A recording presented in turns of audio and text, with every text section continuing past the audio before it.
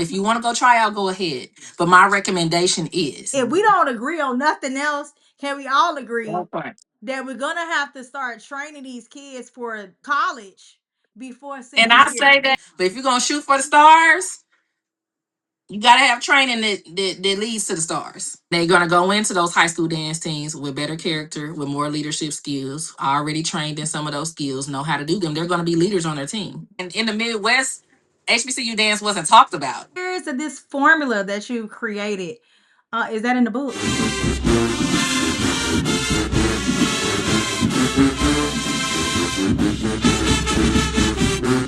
Welcome to the Major Business Podcast, where we talk all things auxiliary. We talking strategy, structure, leadership, training, and performance. And I'm your host, Vershawn Lee. And today we have a very special guest. So I'm gonna go ahead, of course, read her bio so you guys can get a little familiar, and then we'll get right into the conversation. So she's a studio dancer since the age of 2, trained in various styles of dance, a former motion and sensation dancer for Texas Southern University. She is currently the co owner of the Diva University in St. Louis, Missouri, and published author of the HBCU Dance Workbook. So, that's just a little something, just a little taste. Without further ado, we will welcome Miss Coach Cory. All right, Hello, so everyone. hey, girl, hey. All right, so I do want to go ahead and get into a little bit about. I know that and I've been following you for a very long time, and we've interacted on internet and stuff like that. So, in terms of your relationship with HBCUs and getting girls on these teams, okay? I know you have been in bit. How long have you been in business? Who I think we're on year 15. Wow. Okay. And you know what? It's funny because it definitely has been that long. Because I've been following Yeah. you for a long Yeah, I time. had to think. I'm like, yeah, 15. I've been through a couple of business names, but if we gather it all up, start to finish, it's been about 15 years. Dang. Okay. So well, with that, um, again, you've been getting these girls on these teams, and so I know you've written your book and everything about it. But can you give us a little first, if you're willing to disclose the teams that you've been able to get these girls on, and like, what do you think is the sauce, like in terms of how you're getting the girls on the team? So, let's start. When I started, I had a really, really young team. So Okay. it was years before the girls started to graduate and then started auditioning for the teams. And it was a lot of trial and error for the girls who were already of age because I had to deal with the battle of what's fun and what's needed. And Mm. and Mhm, so mhm. originally when you start teams, everybody's going with the hype and what's fun and the competitions and all the things. And I wanted to be that for those girls, but I had to take a step back and I had to say, hey, this isn't what you need for auditions and it's crunch time. So revamped my whole program. I started a curriculum, which is researched about every HBCU dance line in the country at the time Mm. and what their audition requirements were. And I wrote down all the skills that were required at their auditions. And I started thinking back to my training on when I learned that skill. Was I in the beginner class? Was I in the intermediate class? Was I in the advanced class when I learned that skill? And I said, I'm going to break my team down into levels. And so the girls that are on this particular level know how to do these skills. The girls that are on this level know how to do these skills. And the girls that are on this level are learning these skills. And even though majorette wise or community majorette wise, we'll be able to do showcases and competitions, but the girls will be on different level when it comes to HBCU dance. So Mhm. we evaluate the girls to where if you know these skills and you're on this level, then you'll be able to audition for NAIA, D2 school, basketball dance team, flag line, twirling. Like it's a breakdown that we give our parents of this level, and this is your options. Mhm. And then Mhm. if you're on the advanced level, you'll be able to go to these D1 dance lines. These are a good fit for you, blase, blase. So we detail our program specifically for each student based on where they are in dance. And Okay. so that seemed like that worked better for me because at that point, once I started doing that, I was able to start getting girls on the lines that fit with them. So we started off with smaller schools like Allen University, Miles College, Mississippi Valley, and then we started getting into the TSU basketball teams, PV. Then we started getting into this year we have some candidates who were going D1. And I didn't want to disclose that quite yet, but we have Mhm. some girls who are on some of those lines, who will be on some of those lines, and we're so proud of that and where the program has taken them to. Well, okay. I love the tiers of this formula that you created. Is that in the book? You got So that in the book? the tiers and the formula is not in the book. That's specific to the organization that I'm Okay. the Okay. owner Okay. of. But the book is basically breaks down how to prepare to be on a dance line because we have a lot of girls who are studio dancers that are not on a community dance team. And then Mhm. we have a lot of girls who are on community dance teams that don't know what's required of HBCU dance line auditions. And then we Mhm. have a lot of girls who are on high school, maybe because their finances, they weren't able to enroll in a studio or they weren't able to go to a studio team, whatever the case may be. And they only know what their high school coach is saying or the high school sponsor is saying. So the book was made to help those girls to be able to, okay, if I'm right now in my sophomore year of high school, what do I need to be doing? What should I already know? And what steps do I need to take next? So that's what the book is involved. And it also is a kind of a guide for parents as well, because a lot of the parents didn't dance and they don't know what to expect. And they Yeah. might have a son that was in sports, but the audition process is different for dance. So Mhm. it's a guide for them, what to expect, what to do as a parent, how to help. So those things are all in the book. Well, you got to package and sell that formula you got going and how you got it sectioned. And I'm so Yeah. serious Yeah. because that's And that's we genius. made it like a fast track program because I spent all these years in dance and I'm like, how do I break down 18 years of studio dance into what most girls come to us the last 3 years? The lifetime of our dancers is usually around 3 years. So Yeah. I had to break down what I learned in 18 years or so and put it into a 3-year formula. So really literally took what was needed at auditions and didn't bother with the rest. Yeah. So that was part of the process and how I could fast track those girls into making it on those teams in a short time frame. Yeah, I'm so serious. You got to make that curriculum because the way you have the skills set up. Because I think I recently was having a conversation with somebody about these crash courses that we're having to give the kids when they come Yeah, to audition, right? Or when they come to yeah. train for the auditions because they like to wait to senior year. And Yes, they then, do. they think like this miracle is like gonna happen. And so you're trying to, so people are the studio isn't set up for that. So I manage No, a it's not. studio and they're coming in and they're like in January, yeah, I'm trying to make this team. Girl, that's not how this works. Like it's not this is not Exactly. set up for that. This ain't like the traditional studios are not set up that way. We getting ready for Mhm. a recital. And you talking Yeah, about, so if you don't have a person up in there, which usually is not the case, that has come from that exactly. HBCU background, then they're Exactly. not even able to tell them what to do next. You Yeah. know what I'm saying? And So, it's not even just HBCU background because the co-owner of the studio, she was a PWI band dancer. mm, And no matter if you're going the PWI route or the HBCU route, is the audition process is the same. It's yeah, just a yeah, you're few right. different. The skills are a little different in some cases, and what the expectations are as far as energy, as far as aggression, those things that they're looking for. But other than that, it's pretty much the same. And again, you hit it right on the head where the studios aren't equipped for that. And we grew Yeah, up in that aspect. And when I made the team, it was a culture shock. It was like, what is this? You know. And that's how I felt too. luckily my talent got me that far. But as far as being prepared, I was not. I went there as if I was going to um, a hip hop solo at a studio competition, and it was everybody was like, "What in the world is this girl dressed like?" Dang, yeah, that's what I'm saying. It's that was the same for me when I got to, yeah, when I got to Morris Brown. Well, I had been going to their band camp. See, So I I had think never been to that's a how I band kind camp. of seen. And I had Nothing. done high school. It was like for play for real. We was teaching Yeah, each other exactly. type of thing. So I never Exactly. knew for real what to do Our until sponsor was just there to watch us, but knew nothing about dance. right. It was us teaching us what routine we want to do. I learned how to mix my own music in high school because I was tired of what they were doing. And it was like I went down there no knowledge at all. And in the Midwest, HBCU dance wasn't talked about. It Mm. wasn't, it was just I wanted to go to this school for my major.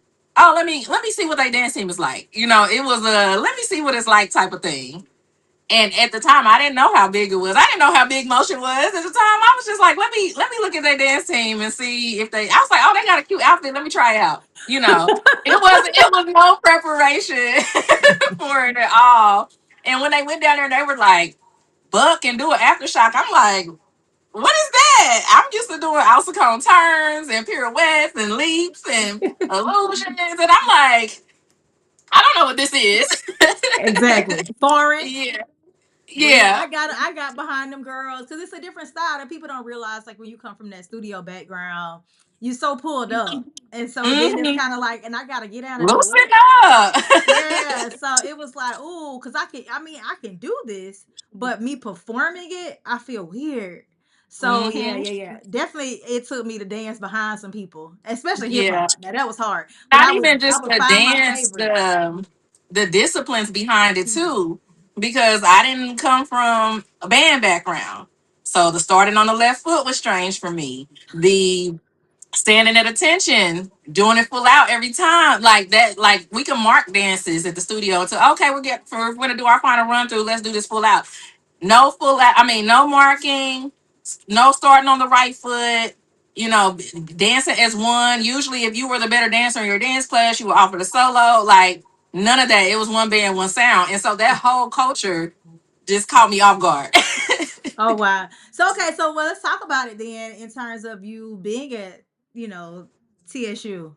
So what was that experience like? So you went down, you made the team, and then how was your first year?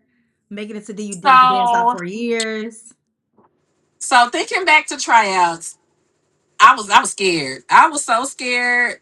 And I wasn't scared going down there, but once I got in the room, I was like, what did I get myself into? Because back then, it was a little different. It was the band director would come in and he would say, ladies, if you can't fit in this uniform, you can go home. Mind Mm. you, there were no Hmm. virtual auditions. So I drove from Kansas City all the way to Houston for him to hold up a uniform and say, go home if you can't fit it. And so that was the first round, body cuts. And so I'm like, whew, what I got myself into. So then they did the interview and the group dances, and the girls who made it past that would stay on. But just learning the routine and trying to ask people, to help me with some of the movements, it was just like, girl, who are you and where are you from? And it was very intense. And once I'm when it came when I made it to the final round and it was time for me to do my solo, I said, I don't know how to do none of this stuff. I'm just gonna do what I know how to do because I was so nervous about learning these new moves that I just couldn't. So I went out there like I was a gymnast. So I'm like, I tumbled across that whole gym floor and then came back and I did I don't know how many turns. And I don't even think there was dance in it too much. I was turning and flipping across that whole gym floor. And they put me on the team. And the first day, there was no sponsor in the room. It was just the captain and us. And when I say it was the hardest that I've ever worked in my life, it was the hardest that I ever worked in my life. Going from learning, I don't know, maybe 200 stands in one day. It was Yeah. ridiculous. The motion book, new motion hasn't even touched old motion counts. When I say the book is thick, the book is thick. And so we learned all those counts and we were expected to know them when we came back. The expectation was higher. Um, I got really close with my craft sisters, but my first year I quit the team the first day of band camp. Mind you, we were practicing from the time we auditioned all the summer up until the first day of band camp. And I think what did it for me the first day of band camp is when all the other people in the band could say things to you. And I think when the drum majors and the drummers came over and made comments about the dancers, I think that did it for me. And for me, I wasn't from that world, and I wasn't ready mentally to be Mm. on the team. Mm. And so I quit. I said, the captain called me. She said, "What's going on? What's going on?" I said, "Dance is supposed to be fun. I'm not having fun. I'm not made for this. I don't want to do this. I don't want no parts of it." Right. So then around that time, I tried out for the basketball dance team, made the basketball dance team. All this off of talent. I don't know nothing about HBCU dance world, right? And I made the basketball dance team. It was a little bit more hip hop. It was a little bit more lenient, a little bit more of what I was used to. Mm. And I danced that year basketball, and I got acclimated with the culture. And I said, you know what, I'm gonna try it again. And so spring came around, I tried out again, made the team. Mind you, I made captain of the basketball dance team that same year. So I was a crab and a captain at the same time. And they said, since you were supposed to be our crab sister, we're gonna crab you the hardest. So I got crabbed so bad I'm sure. that I'm second year, and sure. I was had the transition between going from a crab, super crab, basically, to a captain in the same time frame was just I don't know how I made it through. But I knew at that time I was more mentally prepared for it. And so I didn't want anybody to feel that way. And that's part of the reason why I started the program because again, nobody talks about HBCU dance and what it takes mentally, physically, emotionally.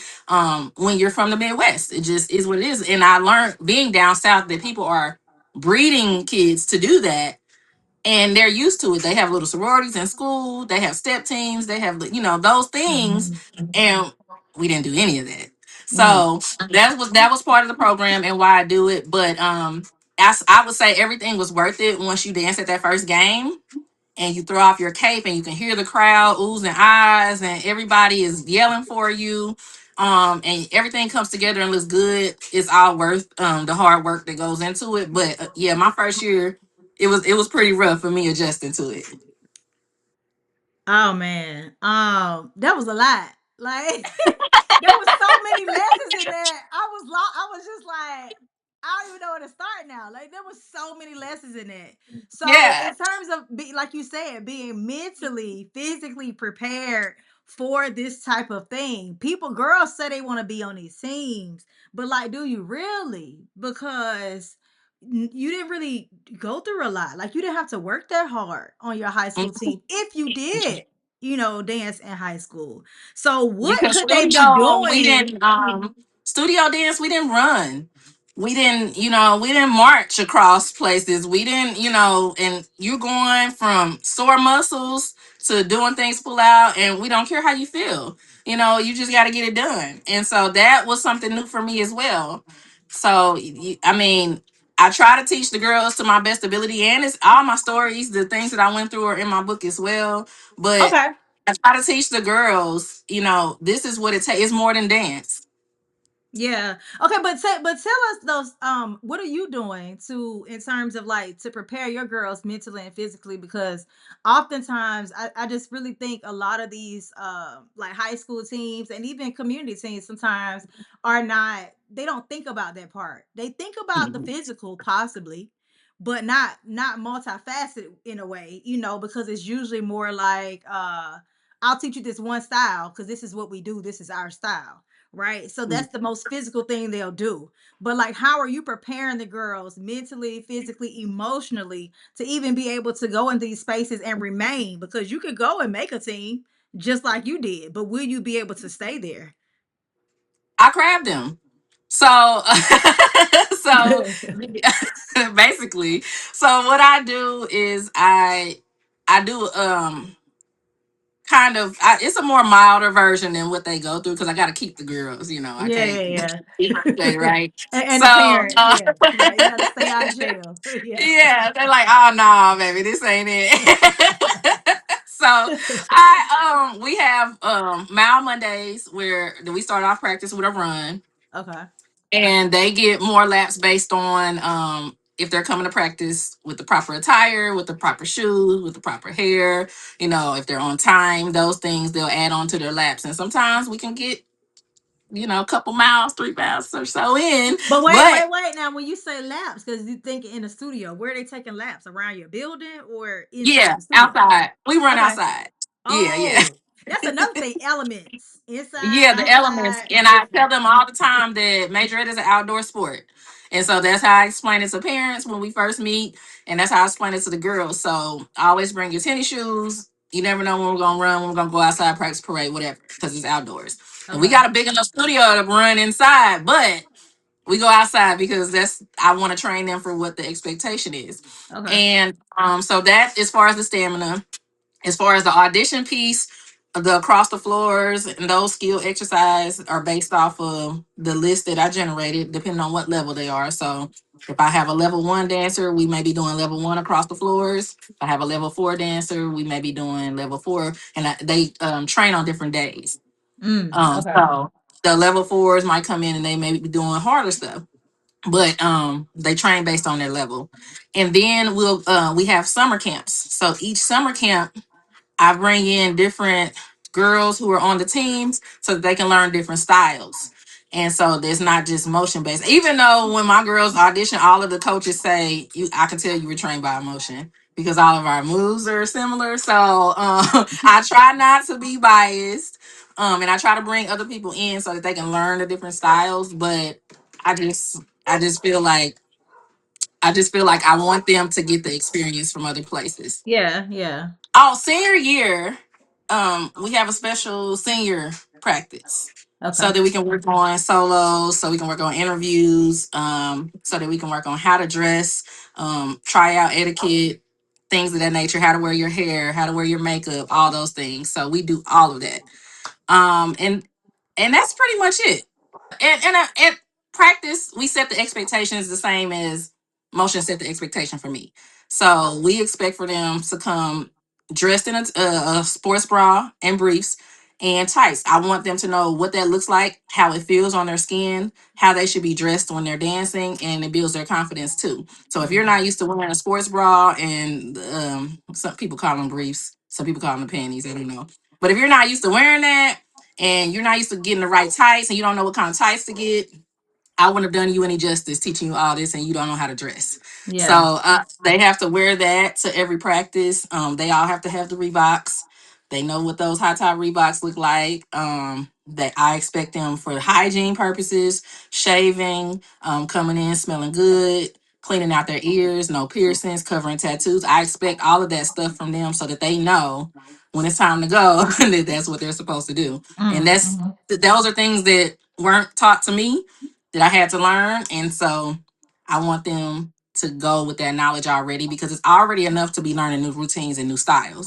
You shouldn't have to worry about etiquette, discipline, attire, all the other things when you're new to a squad. But I also feel like the way you do it is practice behavior. So by the time they leave, it's like, like walking.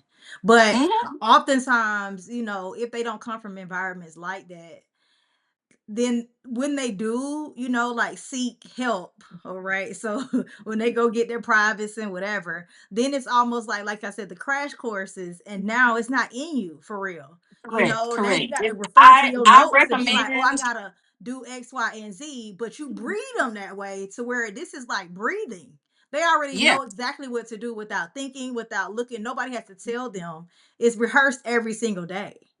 So I Yeah, love and that. Yeah. so for the girls who come to me their senior year and they just want privates for auditions, it's hard because you're teaching beginner skills to people who are already in their ways.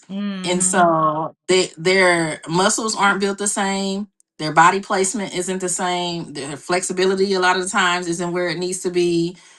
They're not used to those things. And so unless they're coming from a studio where they already learned the techniques and just need to tweak it with majorette, a lot of the times it doesn't work. And I'll tell their parents that and be honest with them. And so I've taken the time, even in the book, I've listed all of the schools, all of the dance teams, all their social medias. I tell them to look at these teams and see who you dance like. I tell them to make sure that they are picking a school based off of their major, and not the dance team.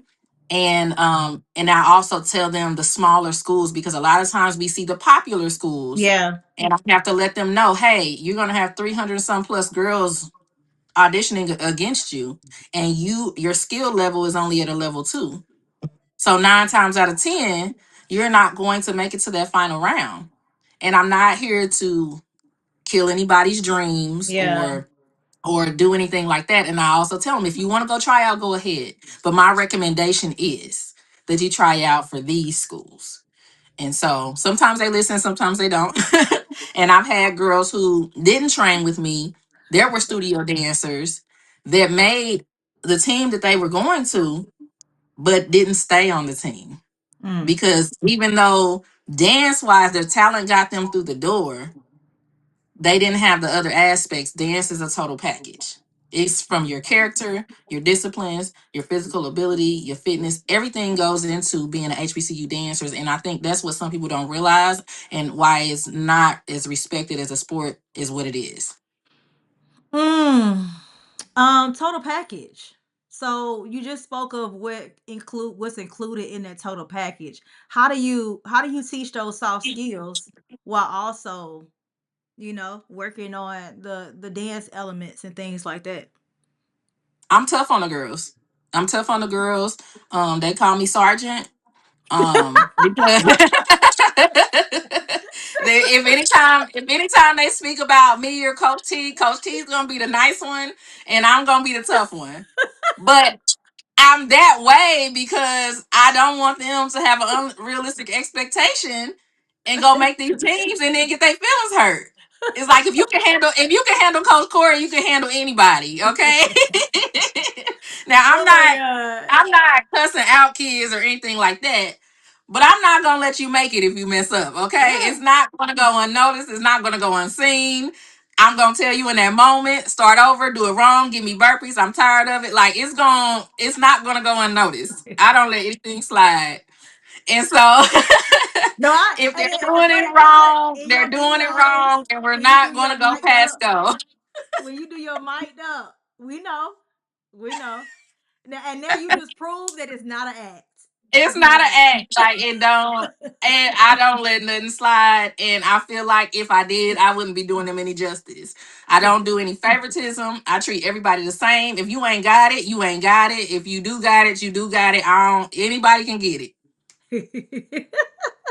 So you be showing the girls up. So you in practice, you get up, you do it full out with them. No, no, no. I don't do it full out with them because I try to do it full out with them. I'll say that. But I'm old now. In dancer years, I'm Look, I old. My know we knees about the hurt, same my age. back hurt, my hip hurt. But when I turn my back and try to do it with them, then somebody's cheating. So I got to keep my eyes on the girls. Oh I got to man, watch them like a hawk. If I turn around, it's over with. they do cheat. You ain't lying. Okay, so I know that your girls are very well traveled. Okay. You expose them to a lot. And so just can you speak a little to like why you do that and how you Okay. select the places that you take them? Okay. So again, we used to travel a lot and compete because that was the fun thing to do. But I realized that they needed to train. And so even though they can put together a field show and some stand battle moves or whatever, it wasn't what was needed for auditions. So Mhm. when I changed the program, we were very selective about the competitions that we go to, for one. And the competitions that we choose are only competitions that have HBCU categories. Mhm. So it has to have the parade, traditional field show, HBCUs, eights and 16s or stands if they want to do 32s or whatever. But especially when they're to band music, I love those. So if anything has those three categories in it, 9 times out of 10, we're going to try to make them. Now we aren't rich, so some of the ones we can't go to far away coming from the Midwest, but we'll try our best to put them on a schedule. And they have to be organized because it takes a lot to move our girls. And if you are posting a Yeah. flyer 60 days before. That's not enough time for us to fundraise, get buses, because the balance is due 30 days in advance, So that Right. already takes me down to a 30-day timeline. And I got to get hotels or Airbnbs or whatever we're going to do. So we plan our schedule a year in advance. Mm. So I have my whole schedule for the whole year already. And probably in November, we'll be getting our schedule together for next year. So a lot of the times I have to say, no, we won't be able to make it to your event because we've already planned the next year. And so I'm very selective on which competitions that we go to. That's one. Hmm. Because one, I want them to be used to doing those. I want them to be able used to be in a parade, how to guide right, how to march, how to stay in lines, how to turn corners. I can't stand when a team turn corners and the girls are not together. That's one of my pet peeves. Lord Jesus, if I see another one. But I Baby, want them back to know up. those. You got a better I marching want, yeah, line. I Yeah. want them to know how to march in a parade. If somebody threw them out in the parade today, they would know how to turn a corner and how to stay in line. And if they did a field show, I want them to feel how it is to do a minute and a half field without sitting on the sideline or squatting down, wait to my part, or whatever that might look like. I want them to feel that being able to do a minute and 30-second technically sound routine. I want them to know how to throw ripples, individuals, and counts if they're in the stands, and how to dance in the bleachers. So that's where we get the experience from, and that's why we choose those competitions because they're Mhm. training as they're competing. And so then when we go to do our field trips, um, we wanted to do college tours for the girls so they can see the dancers, but we wanted um, to make it custom to what we do. So instead of just going to get a regular college tour, we reach out to the directors, we reach out to the dancers, and we have the Mhm. dancers and directors do the college tours for us, and they show us around the school what's important to them. They also take us into their band room, show us what is a day is like as a dancer. They Mm. show us their studio where they practice. They teach us their counts and field shows and do like mock auditions, get their faces in front of the people that they might end up with. And then a lot of times the girls will choose those schools that we visited. So it's a really a marketing tactic for the schools as well. So Yeah. a lot of girls have been to schools and said, I can't see myself staying there for 4 years, which is sad for some of the campuses because they should really do upgrades to bring people into their campus. But Yeah. then those schools that do have that culture, everything's fresh. You see improvements going on at the school. The dancers are nice. The staff is welcoming. Those are usually the schools that my girls would choose. Mm. So what schools, where have y'all traveled? Um, we travel to the schools that our alumni make the teams. Okay. So we've been to Allen. Of course, they went to TSU with me. Because y'all was at We've TSU been this year, right? Well, this season. this year, but a couple years before that, I took them to homecoming with me. So Oh. they were able to get the whole experience, the yard, the band room, everything. We just went to TSU this year to dance at the basketball. We did Oh, basketball team this okay. year. So Okay. we were there for a second, but we didn't tour it because we had already toured it before. Hmm. Um, we did Prairie View. Where has we went to Clark? We went to Spelman. We went to where else did we go? I don't know. The girls have been to UAPB, Tennessee State. Um, I'm trying to think of where else we went to. I think the only places that we haven't been to is Grambling and Mississippi Valley, Hmm. and we haven't been to Jackson State yet. We haven't been to Okay. Jackson State yet. But yeah, we've been to most of the SWAC. Yeah. Yeah. I mean, that's more than many have done. I mean, seriously, like that's because people don't realize like how much exposure matters, for these girls to make their decisions. And like you said, they go to these schools and then it's like, oh, well, they love that. And parents love it too, because it's like, well, Mhm. you did a college cheer. You already took them to that school. So then I Mhm. can just take them to these schools. You know what I'm That's saying? So it. Yep.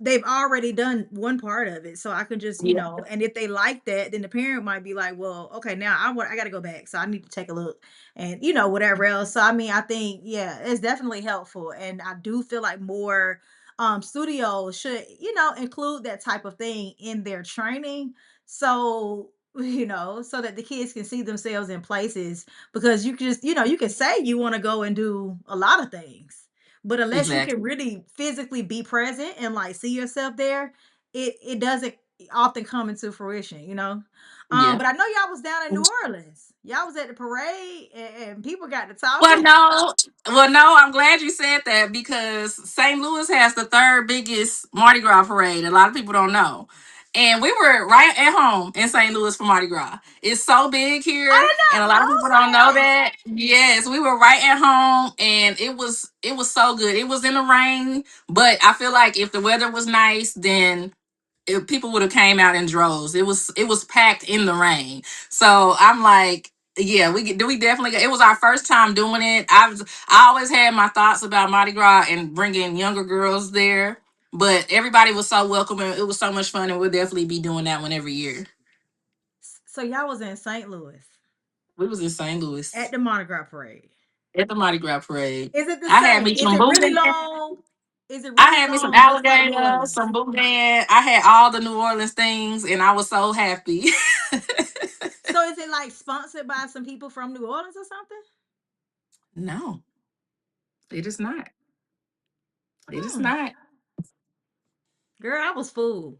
I was bad. I think I made the assumption, because who knew Yeah. that that's like that's a thing. So, and it was Yeah. during the time where everybody else was in New Orleans. Yeah, when So of everybody was course, in if you're on. seeing parades and things, you again Mhm. assume it's all the same. Yeah, So now a goal some years from now, because I'm losing a lot of seniors this year, and so I basically have to reteach everybody. So we're rebuilding. And so when the girls are ready, we will probably travel, and that is one of the parades that I would like to do.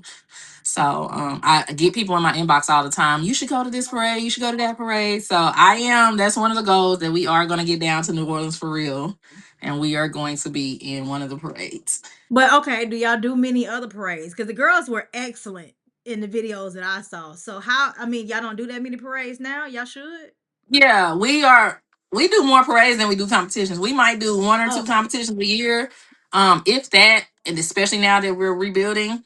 But we try to do all of our local parades. And sometimes, like I said, when they went to homecoming with me, they did the TSU homecoming parade, and then some of the classic parades that we'll go to. But most of the time, the parades are in our city. okay, okay. So speaking of when we're ready, you said when we're ready, we'll travel. How do you know when you're ready? The training.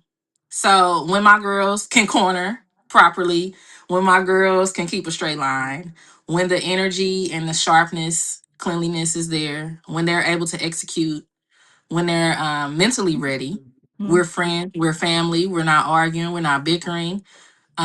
When the girls are acting as one, when the parents have fundraised, all the things go into if we'll travel or not. I base it on them, not when Mm, I'm ready, when mm, they're. mm, Ooh, that's so good. The parents though, because it sounds like you have a pretty for you to be able to be a street. Because some people are afraid to be street, unfortunately, right?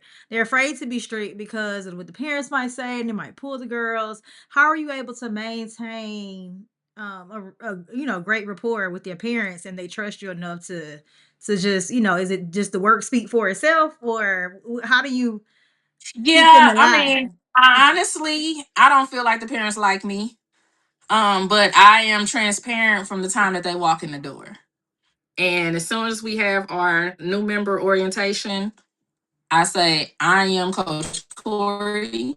You probably won't like me, but this is what I stand for, and this is my mission, and I will train as such. And if they don't like it, they go. And if the kids, I tell them that they have to be a parent and not a friend. And when their kids get their feelings hurt because Coach Corey called me out and I didn't like it, they may go, they may stay. But a mentor once told me that for every one you lose, you gain three. And that has been true for the Ooh. last 15 years. So sometimes you will lose people because it's not made for everybody. But I trust that I will gain three more that are supposed to be here. And that's how we've gotten 150 girls in the program to this day. Mm. But you don't think, sometimes you can respect people you don't like. So I guess that is a thing. They stay Yeah, because they they respect respect it. me. They know that I've been there. They know that's where their kid is trying to go, and they know that I know what I'm talking about. Also, I'm not the one that we do keep our parents out, but we have so many open practice days for our parents to come in and see what they're learning. We don't keep anything a secret. You Yeah. know, we're very transparent with what we do, but we don't allow them to run our program either. Mm. So there's a thin line between knowing what's going on and being transparent or trying to run a program. And they may come to me with things that they would like to do, and I say, no, that's not a part of my mission. We won't be doing That's gonna be my that. new line. No, it's not a That's part of not a my part of my mission. mission. So yeah, I mean, it happens. It's not going to be all peaches and cream. Some days I look up and I'm like, okay, I got to remember why I started this and the bigger picture. And then some days I'm like, oh my god, I really love what I do. So you got to give and take. It's not for the weak. Yeah. All right. So what are your goals for the next 3 years in terms of getting your girls into schools and this whole, building? Um, well, the rebuild, so that's training the my level twos. I would like all of my level twos to be level fours by the next 3 years. Mm. So really, really big on training, not as much performance, more training, more training, more training. And I know that performance is the fun part. You gotta perform to keep people there. Let me tell y'all that. Yes. You gotta perform to keep the people there because that's what they want to see where their money's going. Yeah. But but we will have fewer performances and more training, more traveling.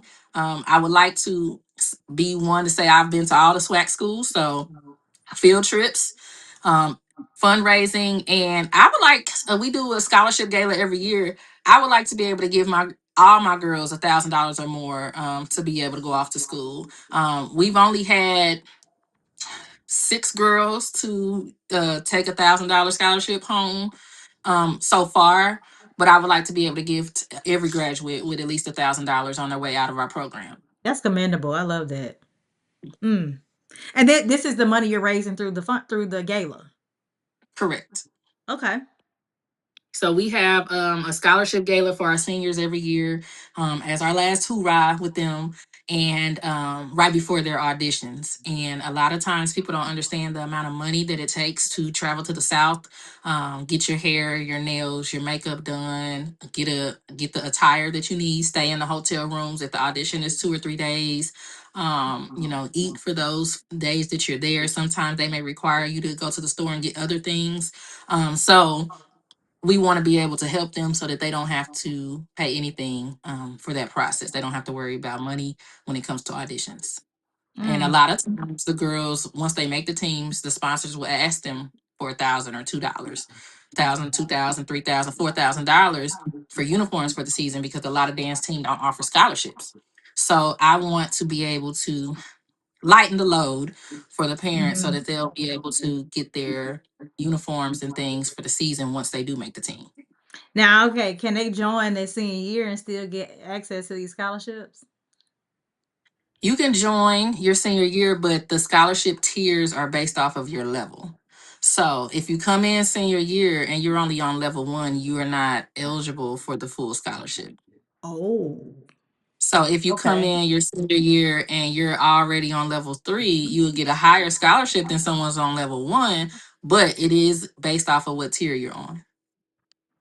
Oh, okay. So you gotta work, and you gotta master the skills for us to, because I mean, if you're going and you're gonna be, let's say you're gonna be on the flag or auxiliary, and flag line might not require as much money up front for uniforms as one of the D1 dance lines.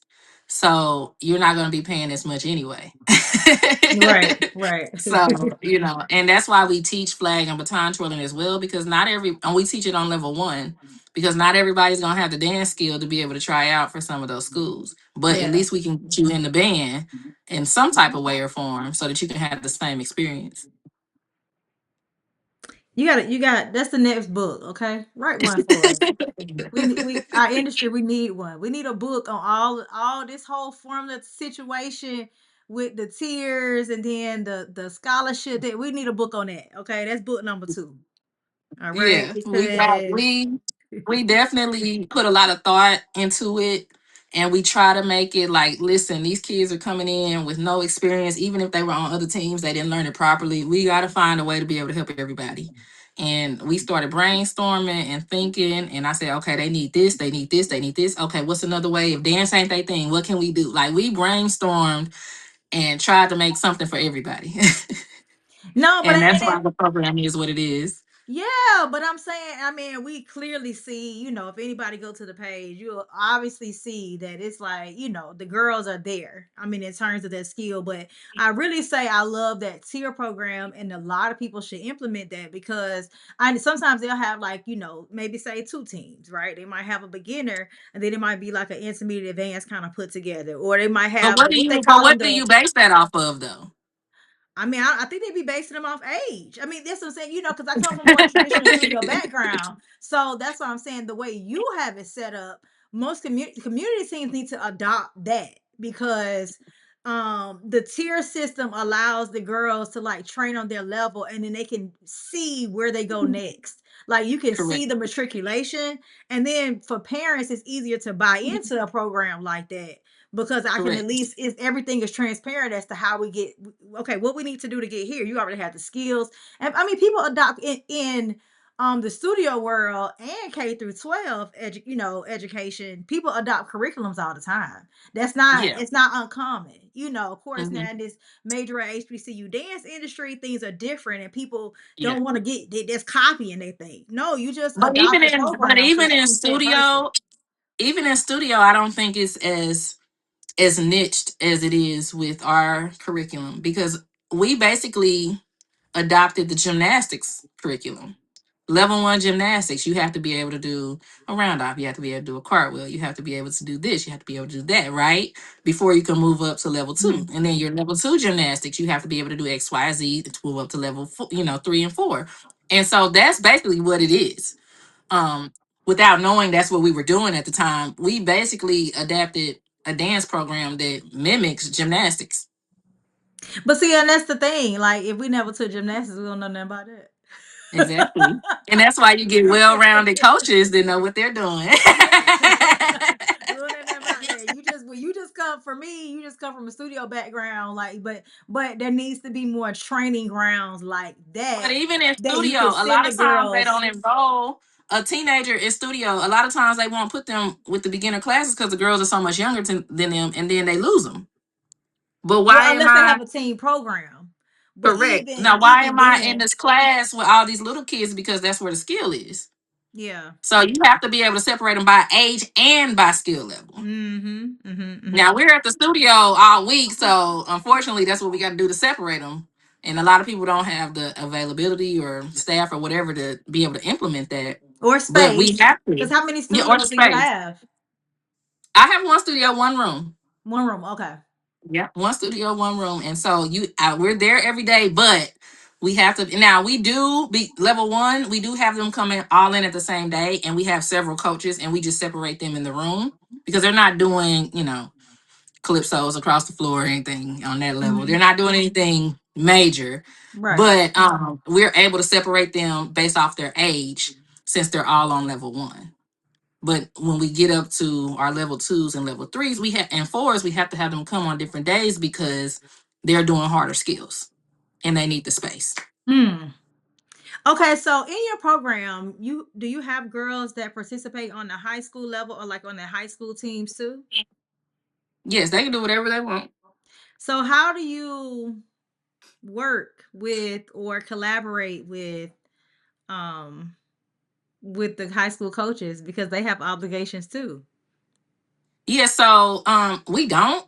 We just tell the girls if you are going to be on outside sports and outside teams and outside dance teams, you made a commitment. And when you don't meet that commitment, there's consequences. So they can't perform. And so who wants to do all this training and you can't show it off, right? So so most of the time we don't have issues, and but sometimes we do have to have them choose when it becomes a problem. When things start overlapping and whatnot. Yes. Okay. So they can be on their high school team, as long as they don't miss practices and according to the bylaws or whatever you've issued, the contracts and whatnot, and they can do whatever they want to do.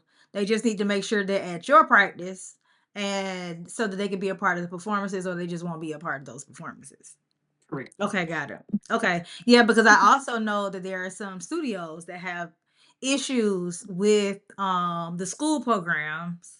And Hmm. so it makes it hard for the kids to be able to kind of like, be because everybody want to be a part of something at school, right? Because you want to be able to show Hmm. your school friends what you got going on and your skill set and whatnot. And so if you're not a part of that team, then sometimes it kind of looks away, so they want to do something there, but then oftentimes the kids are left having to choose, and I don't think that's fair to the kids, and Yeah. they get a little frustrated trying to figure out how to do the back and forth, and But sometimes you parents also aren't don't supportive. have performances. And what did I say? You have to have performances to keep the girls. So when it comes to studio, we did our winter show, we did our spring recital. And then if you weren't on the competition team, that was it. So if I gotta go to dance for 6 months, what's me missing one practice when we gonna be Yeah, working on when we gonna be working on shuffle hop step when I go back to the next practice again? yeah, What's the consequences? So that's what I'm saying. If they're not on competition team and they haven't signed a contract that says if I miss, I don't compete, or whatever the case may be, there's no real consequences. So missing a practice is just missing a practice. yeah, Versus us saying, hey, we have the Juneteenth parade coming up. We got the 4th of July right after that. We got back to school showcase. We have our homecoming parade that we're doing right after that. Then after that, we'll be doing our annual fundraiser. We have all the performances lined up for the year. If you're not here, you don't perform. right. Yeah.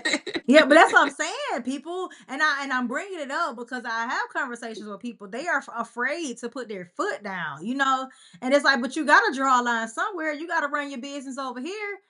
These Mhm. people, they got expectations. You got expectations, and that's what a parent got to figure out how they gonna manage both. But that is Yeah. not for you to figure out as the studio owner. That you just set your expectation and going on. Mhm. Um, but I do want to ask you in terms of your opinion or your suggestions. How do you so with your tiered programs, how can a high school coach um I guess adopt or incorporate something similar into their after school program, but move their kids how you move your kids in order to prepare them for these auditions? Well, high school is a little different. I've trained in high school, and you can't adopt the program, which is why I just do my own studio now because I can do what I want to do. But when you're in high school, unless you're in like a charter school or somewhere where you like get free reign over your program, it's very political. And so there's certain things you can't turn kids away for. You can't exclude kids for XYZ. It's more all inclusive. And that's something over your head that you can't control. And so you have to have certain music, you have to wear certain things a certain way, you have to have a certain amount of time because they can't interfere with their learning time or their homework time. You can't have practices till a certain time at night. There's a lot of things politically that goes on with high school dance that you can't implement like we can implement our programs. Hmm. And so with high school, unless you have, and I say this, unless you have a contract that says this is what we're doing, this is what the audition expectations are, and you have to be able to do this to make the team, then then I mean, there's really nothing that you can do once they make the team. Um, I I tried to when I was coaching high school be very clear in my tryout packet with the practice hours, what the skill levels were, what we were wearing, what the GPA requirement was, what your attendance policy for school, because those that don't come to school usually don't come to practice. Um, and Mm-hmm. you know, But we'll try. But we'll try. We'll not come to school yes, and show up to practice. Like, girl, what? yes. And so, as far as your discipline goes, no suspensions, no ISS, those things, because usually those people who the teachers, and we had teacher recommendations too. And so, usually those people that the teachers are having trouble with, you're going to have the same trouble with. And so, yes, you end up with a smaller team, but you end up with people who are really ready to work and are dedicated. And so, Mm-hmm. that's really the only thing that you can do to try to filter out some of that problem is by putting the skills.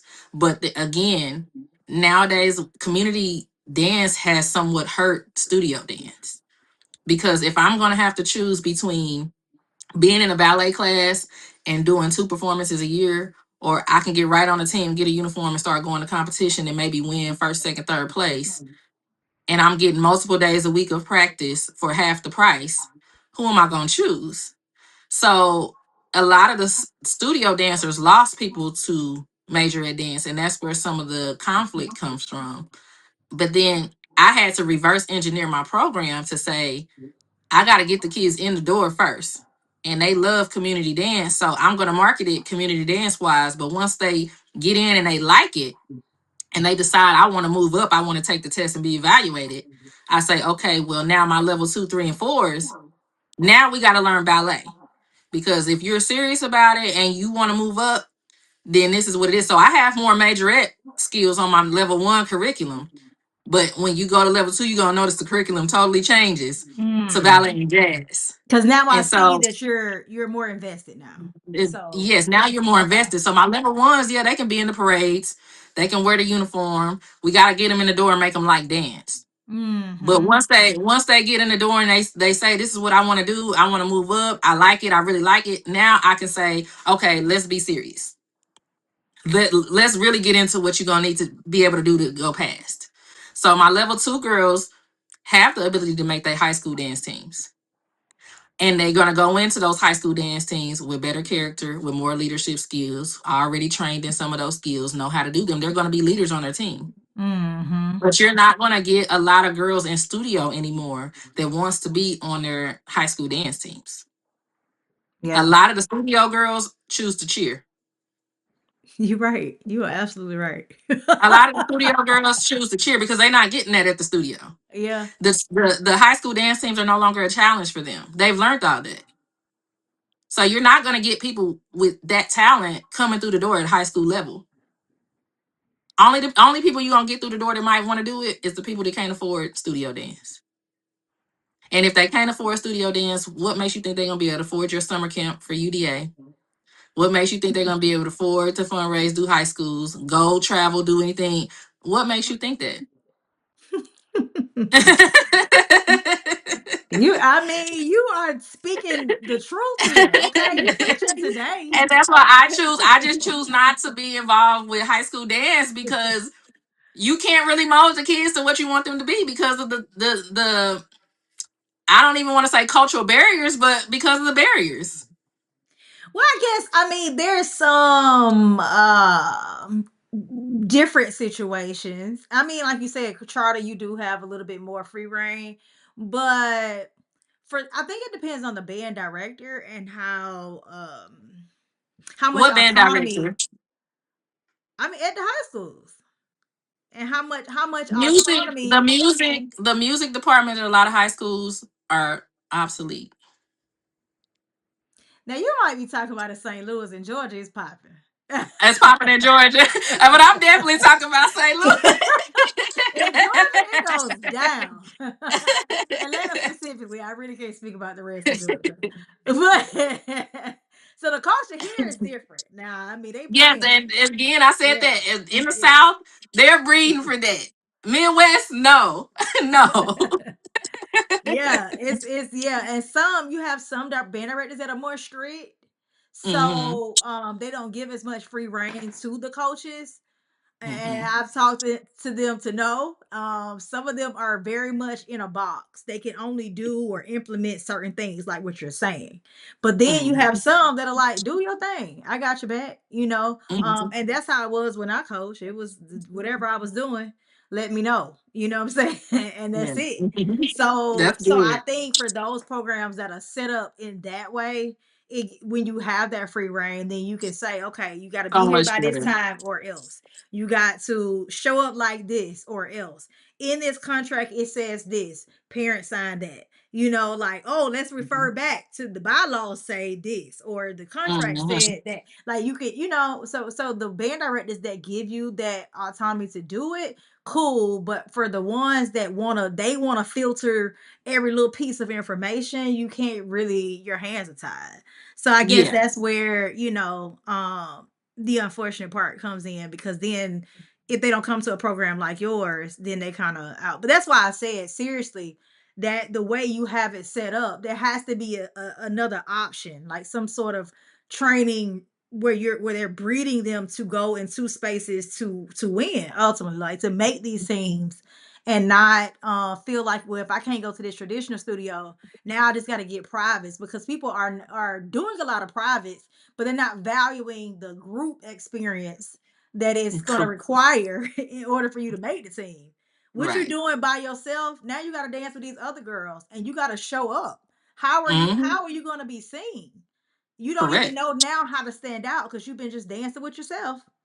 So I mean, at some point there has to be a you got to go and like be a part of what other, small groups, workshops, come back, have a discussion. There has to be something else Exactly. implemented. So I just, like I said, I just hope that that you publish this information, that other studios can adopt the way you Exactly. have your program set up, so that kids can feel more confident and be prepared to make these teams and stay and Exactly. And stay. a part of the 5 year was a part of getting into these schools, having these conversations without the coaches feeling like we're stepping on their toes. For some Hmm. of them who are dancers, because you have some sponsors that aren't dancers and they'll appreciate you coming in and saying, hey, this is what you need to do, this is what your goals are. And then it might even make their dancers step up a little bit. Yeah. But as far as the after school program goes. But then you have some coaches who are actually dancers, and not everybody runs their program the same, or everybody didn't dance HBCU and don't understand what it is, what it takes, or the importance of the program being set up like that. Mhm. So, it's unfortunate that everybody hasn't been able to see that side of it and knows what it takes. It's unfortunate for the girls who do want to go into that route. But I hope that I'm able to get into some of those schools and they'll allow me to explain and allow me to help them mold their programs. Yeah, yeah. We're gonna get it there, because I can't wait to share. Hey, everybody need to I mean, for real, it's so many loopholes in our industry and so much opportunity to do or to help people, but Hmm. people are very much into themselves, Hmm. and they're not as willing to share, because in this industry, people feel like they need to gatekeep, Hmm. and then they don't want their kid. They don't want to share the kids. They don't want to share the knowledge. They don't want to share none of it. They don't want the kids to go train with nobody. Like, that's Cause crazy. I'm quick to say, baby, the studio down the street is what you need. But even how you bring people in, they don't even want to bring nobody there. They don't want to nothing. They think they have to be the end all be all, and that's Yeah. not Mhm. realizing you are hindering the kids by Yes, not correct. exposing them. They cannot, Because and it's no. not about the kids for them. Right, and that's what I'm saying. It's too many like that though. And so Yeah. that's why I'm hoping your program is going to, but not only that, like more people, like, will open up and be more giving of, or I won't say giving, but share. And even if it comes with a price, what it takes and how to go about doing the thing, because it's not always one way. Yeah. There's somebody else I'm sure has a great idea. I've Mhm. heard Diana talking about the new way that she's reconstructed her program, right? Which it Mhm. could be something similar to what you have going on, but at the same time, I mean, that's another option. But there are a few options, a few different ways that programs that people can adopt. They just need to Yeah. grab something, get a curriculum, Yeah, she did. go with She the did say flow. she's doing she did say she's doing levels now. But again, I think the levels makes it more inclusive to those. Yeah, And it was starting to become frustrating for the girls who couldn't master those skills when it came time to do a field show, or when it came time to compete, them not making cuts. And you don't have to worry about hurting the girls' feelings as much, because like I said, I don't let nothing slide. If you don't know it, you yeah. don't know it. But I gave them a chance for them to not come in and feel overwhelmed and frustrated and end up quitting. So they are grouped with people of the same skill set. We all have some of the similar goals, and we're all learning at the same pace. So I think that helped us to keep more students than those giving up and dropping off. Okay, but can they move levels in the middle of the year, or do they have to your level for that whole year? So we don't do auditions. We do open enrollments, and we have 4 open enrollment periods a year. Every quarter we do one. Oh, And so, and we during the week before the open enrollment, we do evaluations. Now they can't come to me and say they want to do an evaluation. I go to them. I tell them, don't ask me for an evaluation. I will tell you when you're ready. And so I think being clear now, some of the parents have come to me and say, do you think my baby can be evaluated? And I tell them no. Just like I did when they first came to new parent orientation. I will tell you when your baby is ready. And right now, your baby is not ready. You are welcome to come to one of our open practices to see for yourself. But at this particular moment, your baby is not ready to move up. And they usually are okay with that. And they trust that I know the process. But um, we do it 4 times a year. And so if you don't pass your evaluation, and what I mean by pass is they have to know how to do everything. You can't miss nothing. It ain't a 40 out of 50. It's none of that. yeah. It's you have to know how to do all these skills and demonstrate them. And I make them learn the terminology too. So if there's nothing more that grinds my gears than talking to a college student and you say something simple like, "Is this on releve?" And they say, "What are you talking about?" Yeah. So I make them learn the terminology. And so I say the skill and they have to do the demonstration, and they're the only one in the room. So we do evaluations one by one. Mm. And so if they are not able to demonstrate what that is, they don't know what it is, then they don't pass. And so until they start taking it serious and study what those terms, we give them my the co-owner, the other co-owner and myself have done demonstration videos that we give to our team where the terminology is there and there's an example of us doing the skill. And so they are able to study that and see. So there's no reason why someone shouldn't pass if they study. Right. So that we give them all the tools that they need, and the ones who we usually pick to be evaluated usually pass the test. So boom, they move up for that next quarter, or that next open enrollment, they can move up, and If then you not, you just gotta wait to the next one. now. I mean, but what's the longest you've seen somebody stay in one level? Oh, I've seen people be on level one there 6, 7, 8 years. And some of them don't want to move up. Some of them don't want to meet the expectations of the next level. Some of them just want to do the parades and they're fine with that. Some of the parents only can afford the one uniform and they're fine with that, Oh, because because when you move the up, more then now levels you that gotta you invest. go, you get new uniforms. Yeah.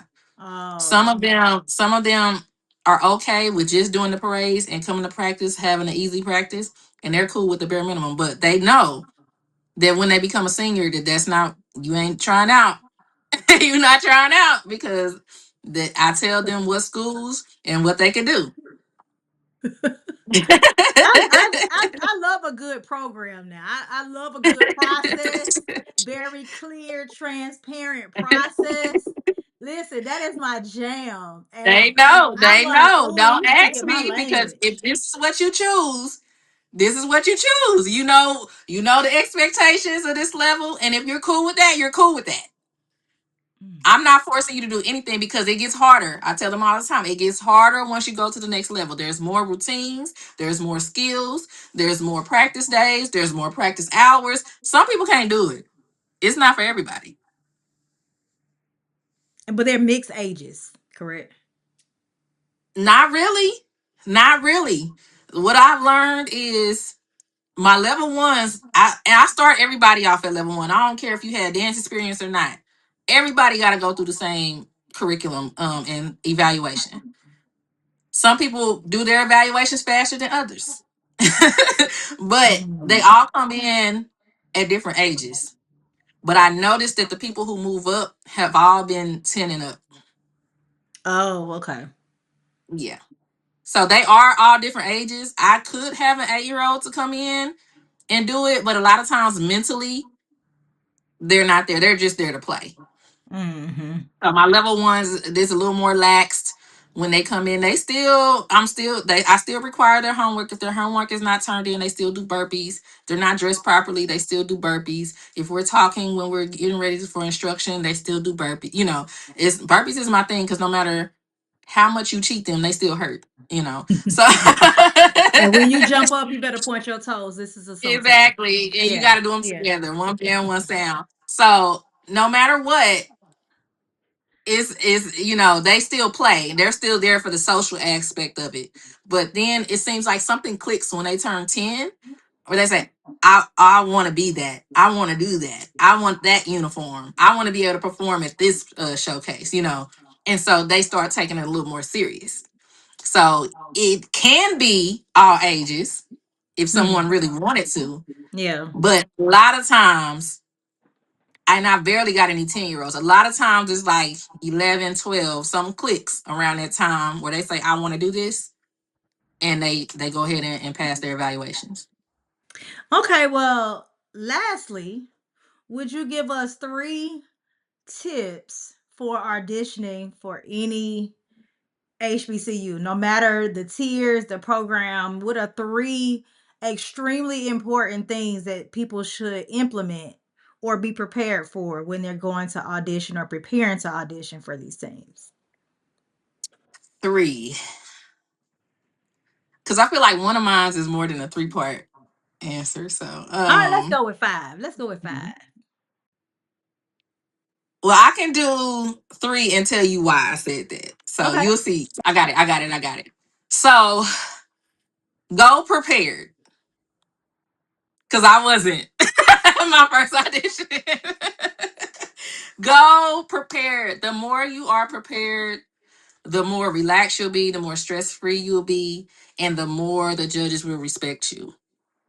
And I say it's more than three parts because going in prepared means your appearance, your dance knowledge, um, knowing something about the team that you're trying out for, like all of that matters. Knowing how to do a proper interview, knowing what to wear during an interview, knowing how to dress during the audition process, having a uniform if they say they want you to do your solo in a uniform, going in prepared with all those things, having your makeup appointment set, your nails done, short, what type of nails, what type of colors, what type of makeup to have. You don't want anything loud. So going in prepared with everything you need. Um, I would say number two will be financially prepared because that can be stressful too. Um, I always encourage my parents to start a savings account in high school and start saving because you never know what you're going to need once they make the team. And that's outside of their tuition, whatever scholarships they may get. There are fees leading up to their first game that they're going to need to pay, and they're going to need to pay it quickly. So, making sure that they're financially ready for that aspect and knowing that you can't have a job and be on a dance team at the same time, it just don't work like that. So, being Not during the financially fall, prepared. anyway. Not during the fall. Not during the fall, and if, I mean, or whatever season that your dance team is in. Because when I was at basketball dance, I couldn't have True. a job then either. And then now motion does year round. So they got parade season when it comes to Mardi Gras. So it's really no job. Yeah. Get you a and campus job. Hmm. And I think I'm a roll with make sure you choose a school based off your major because the ending result is graduation. You are there to graduate and not to dance. Now, I did have a better experience because of dance, but you are there for your education. And if you go in with that, everything else will fall into place. Mm-hmm. Mm-hmm. Mm. But yeah, be prepared. Be prepared, be prepared, be prepared. That's the whole reason I wrote the book. That's the whole reason so many of the girls have made their prospective teams. Train, train, train. That's part of preparation. How And early should I they think be training? I say no later than a sophomore year in high school. Yeah. At the least. At the least. Yeah, that's what we got to talk about a little more. Yeah. I'm just saying in the At the entry least. period, like Well, yeah, I mean, we it cannot be depends ready. on what team. It depends on what team you want. But if you're gonna shoot for the stars, you gotta have training that leads to the stars. Yeah, yeah, yeah. That's true. That's true, and that's the part we not, like that's the one thing that all coaches should be saying. Like we Mhm. need to train. You need to be training before your senior year. We cannot wait to senior year. Like that. If we don't agree on nothing else, can we all agree Okay. that we're gonna have to start training these kids for college before And senior I year? say And that, and I start a say that conversation to have senior year. at the minimum, your last 3 years of high school, because I'm gonna say I started training at 2. and Yeah, I went in and me at and I 3. went Yeah. in with no knowledge about the team and got through with pure talent alone. That doesn't happen for everybody. Mm-hmm.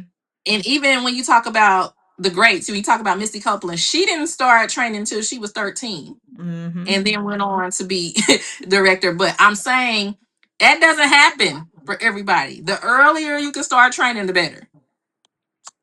Yeah, because I mean, I'm sure it's stressful senior year, and I think because they think that because they're on the team, like they're on their high school teams or like on their, like community teams or whatever. I think they think that there's training, but sometimes it's not. Sometimes it's really Mm, choreography. Some of these yeah, teams only do choreography. They are not yeah, training like how you're saying. That's why I'm saying yeah. adopting a curriculum would be, you know, better for them to adopt yes, you can Mhm. still do your choreography, but you still need a training, like a skill curriculum to be, And making people sure you're still preparing them. have some of the people have levels on the community dance team, but still don't have the curriculum. So just Yeah. because you say, oh, this person can catch on to this or this person can do that, then they on a different level. That's not Yeah. how that works. I think that's what I'm saying. There, a lot of them are just it's just choreography. They're just doing Yeah. choreography. They're not really teaching them anything.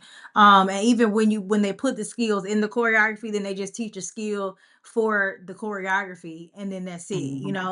That's So it. so yeah, that's why I feel like I don't care if you community, studio, high school. Can we all agree that if if we're going to be training kids or preparing them, if that's set up in your mission, okay, if it's a part of your mission statement to get the kids to college, then we need to start this process well before senior year. We cannot keep doing this senior year thing because it falls back on us. Somebody to do their job. Because Somebody to sometimes do I'm it. sick and tired of the kids talking about, yeah, I'm Exactly. trying to get ready for it. You not. Ain't no way you just got about to start that. So yeah, I have enjoyed speaking with you today, Coach Cory. Uh so yes, okay. Well, can you let them know how to like where they go? And I'll post the website and everything as well, but can you tell them how to get access to your book?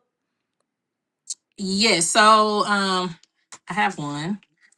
My workbook is the HBCU Danceline Prep Workbook, and it is available on Amazon.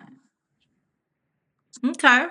All right, so I'll drop the link. You'll see it. It should be on the screen, and then I'll also place it in the description below. But yeah, I am very excited about people reading and like finally being educated on what they need to do in order to prepare for these teams. I'm so Yeah. excited because people, I'm just speaking into existence. People are going to read and follow directions, and they're going to contact the people that are necessary to contact in order to get in these spaces that they want to Yes. be Yes.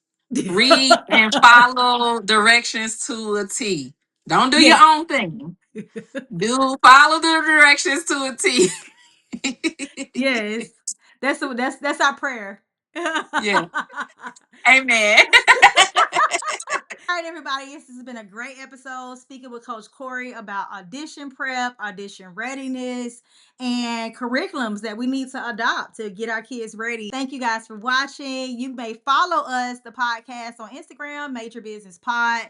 And please make sure you subscribe to YouTube. Follow me on Instagram at Choreo U Dance. Again, that's Choreo, the letter U Dance. See you guys later.